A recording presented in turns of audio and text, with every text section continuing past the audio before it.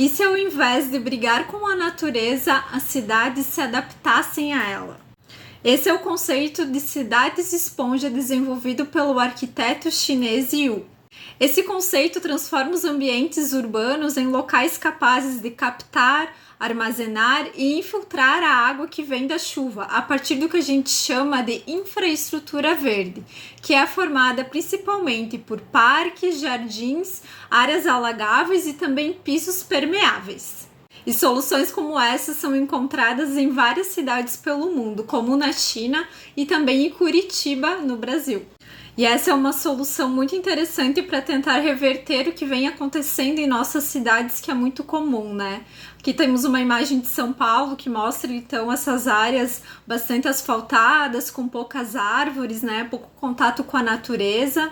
E também aqui imagens da canalização de um rio em Florianópolis, então, na década de 20 e agora, mais recentemente, onde a gente percebe que vai se tendo um afastamento, né, das pessoas com a natureza. E além disso, esse tipo de solução, né, de concreto, de asfalto, de canalizar os rios, não é muito eficiente para o que ela se propõe a fazer.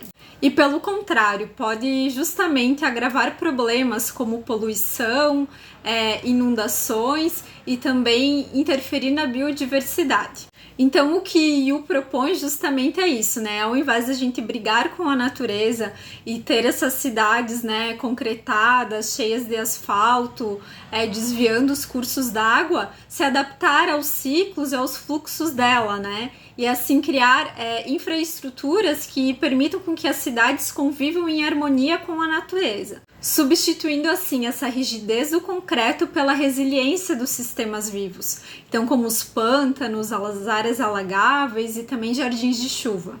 Yu tem vários projetos pelo mundo, como esse parque que fica na Tailândia, e ele foi implantado justamente numa antiga fábrica de tabaco. E foi pensado para atuar realmente como uma esponja. Então ele recebe essa água da chuva e transfere ela para uma estação seca.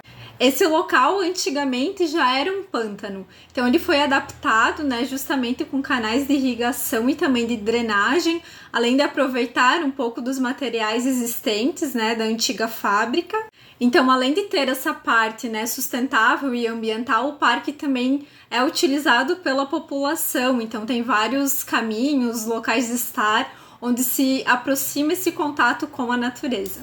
E esse outro parque que fica localizado na China também foi pensado da mesma forma, como tendo essas estruturas capazes de absorver essas águas da chuva quando excedem o volume normal. Nessas duas primeiras imagens fica claro essa diferença, primeiro do parque num dia normal e depois no parque quando recebe grandes volumes de chuva e atua realmente como um local para absorver esse grande volume de água. Então é super legal a gente ver como sim é possível pensar estruturas diferentes, né, para as nossas cidades e sem impactar na vida da população, que eu acho que é o principal, né?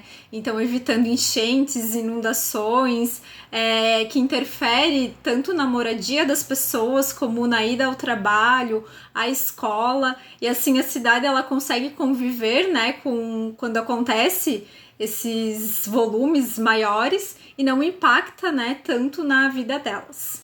E outra coisa super legal, né, são essas estruturas que permitem que as pessoas utilizem esses espaços, né, e tenham esse contato mais próximo com a natureza, que é algo tão importante para quem vive principalmente em grandes cidades.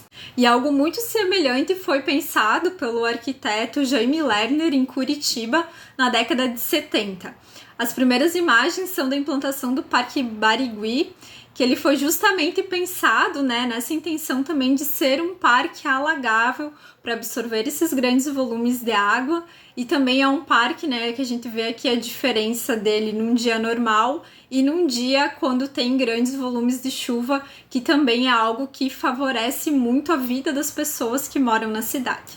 E outros parques também foram pensados justamente com essa intenção ao longo dos anos, como o Parque São Lourenço e o Parque Tingui. Então são áreas localizadas em diversos pontos da cidade que têm essa intenção de absorver, né, esses grandes volumes de água, mas também de serem locais que aproximem, né, a população da natureza, em que as pessoas conseguem utilizar também como espaço de lazer, o que é muito legal. E diante de um cenário que vivemos, né, de problemas com inundação, de alagamentos, de enchentes, de mudanças de temperatura, é super importante que as cidades elas sejam pensadas e planejadas para se adaptarem à natureza, para terem essas soluções quando acontecerem cenários como esse.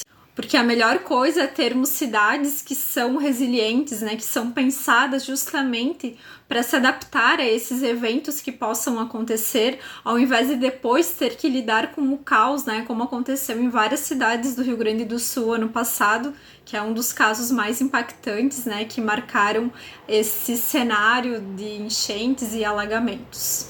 Então, trazer algumas soluções como mais arborização nas cidades, diminuir a quantidade de asfalto e concreto em áreas que muitas vezes não são necessárias, diminuir o desmatamento, né? Pensar nesses pisos permeáveis, tudo isso vai fazendo com que aos poucos as cidades elas vão melhorando, né, essa relação com a natureza e também vai evitando cenários como esse vivido no Rio Grande do Sul no ano passado. E a ONU Habitat justamente fala que as cidades esponjas são uma solução fundamental para essas mudanças climáticas, justamente porque integra a eficiência hídrica, a proteção ambiental e também a inclusão social por permitir que as pessoas utilizem desses espaços e tenham essa proximidade com a natureza. É isso, espero que vocês tenham gostado. Agora me contem aqui nos comentários se vocês já conheciam esse termo de cidade esponja, se a tua cidade talvez já tenha algum parque alagável. E lembra de se inscrever no canal e curtir o vídeo. E até!